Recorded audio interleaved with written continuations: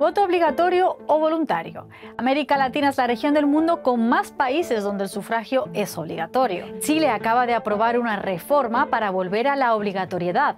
¿Cuáles son las ventajas e inconvenientes de ir a las urnas voluntariamente o por obligación? ¿A qué se debe este fenómeno en Latinoamérica? Te lo ponemos aquí en contexto.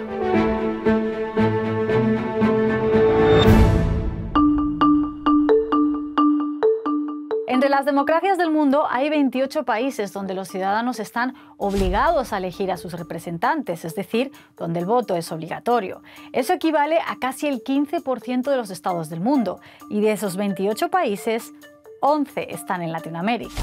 El último país en pasarse al voto obligatorio ha sido Chile, que en diciembre decidió acabar con el sufragio voluntario después de una década donde la participación electoral iba en descenso. En varios de estos países de la región se imponen sanciones o multas a quienes no cumplan con la obligación de ir a las urnas. Pero ¿a qué se debe este fenómeno? Algunos expertos creen que el voto obligatorio busca corregir un problema histórico, la exclusión de buena parte de las clases desfavorecidas de la participación política. Sus construcciones constitucionales fueron elitistas o pactistas en cúpulas, en las cuales evidenciemos ciertos prebendas o privilegios para ciertos grupos en contra de núcleos de población más amplios. Si yo asocio al mismo tiempo una deficitaria cultura cívica, la forma en que entendió el legislador que podía incentivar la participación debe de seguir coaccionando.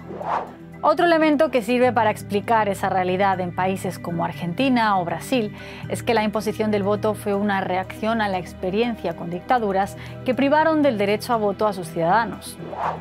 Sí puede ser un factor importante para incentivar a una sociedad que está despertando de un marasmo o de una sacudida autoritaria. ¿Pero sirve el voto obligatorio siempre para fortalecer la democracia? Una de las principales críticas es que puede favorecer el llamado clientelismo político, es decir, la compra de votos generalmente a través de dádivas entregadas a los votantes más pobres. En 2016, por ejemplo, el candidato presidencial peruano César Acuña fue excluido de las elecciones. El motivo fueron acusaciones de haber entregado dinero a potenciales votantes suyos durante su campaña, algo por lo que ya había sido denunciado antes. Tenemos que ganarnos a los comedores populares, a los programas sociales, entregar los cheques por cada distrito. También el difunto expresidente argentino Néstor Kirchner fue acusado por la oposición en 2005 de haber repartido electrodomésticos para asegurarse votos, una práctica que muchos creen muy expandida en la región. Esos elementos son condicionadores y ese elemento, digamos, de alguna manera refuerza esta, además de la obligatoriedad del sufragio, como podría ser, pues viene reforzado con que me pueden quitar un servicio. El clientelismo en América Latina está muy acentuado, como una práctica ligada a patronazgo. Pero también hay argumentos más actuales a favor de la obligatoriedad del voto. Chile aprobó en diciembre una reforma que restablece el voto obligatorio, que había sido suprimido 10 años atrás durante el gobierno de Michelle Bachelet. De forma unánime, la Comisión de Constitución del Senado determinó reponer el voto obligatorio en las elecciones populares que se realicen en Chile. En esa década, el país vivió el constante retroceso de la participación electoral, algo visto como parte de la reciente crisis del sistema político.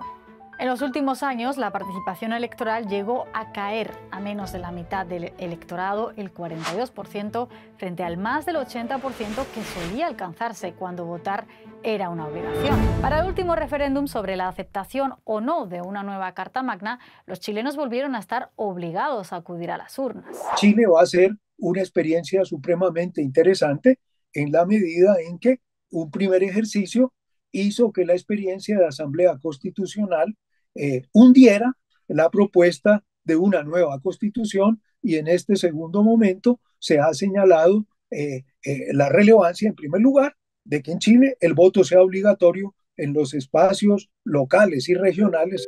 el voto obligatorio tiene una muy importante fuerza educativa, en la medida en que pienso el derecho al voto también como una obligación. El voto obligatorio ayudaría así a dar más legitimidad a los gobiernos elegidos en una región donde la participación ha llegado a ser muy baja por el descrédito de la clase política. En Haití, por ejemplo, donde el voto es voluntario, en las elecciones presidenciales de 2016 solo hubo un 18% de participación. Pero también hay otros argumentos en contra de la obligatoriedad. Sus detractores sostienen que las multas por no votar suelen afectar sobre todo a las clases más desfavorecidas, que son las que más dificultades tienen de por sí para ir a votar, por ejemplo, por falta de movilidad o porque viven en zonas remotas. Por causa de su pobreza no fue a sufragar por N motivos, pero también lo voy a multar por no haber sufragado. Entonces, genera una doble desigualdad ahí. Y para muchos el argumento estrella, que el voto voluntario da siempre a los ciudadanos y ciudadanas la posibilidad de expresar su descontento a la clase política con la abstención, por no sentirse identificados con ninguna propuesta o ningún candidato. Pero en Europa, donde solo 3 países tienen el voto obligatorio, se cree, por otro lado, que una de las principales causas de no acudir a las urnas es el desinterés político, y en algunos países se debate sobre la obligatoriedad del voto como una forma de revitalizar la democracia. ¿Y tú qué crees? ¿Es mejor el voto obligatorio o el voto voluntario? ¿Qué sistema funcionaría mejor en América Latina? Nos vemos en un próximo contexto.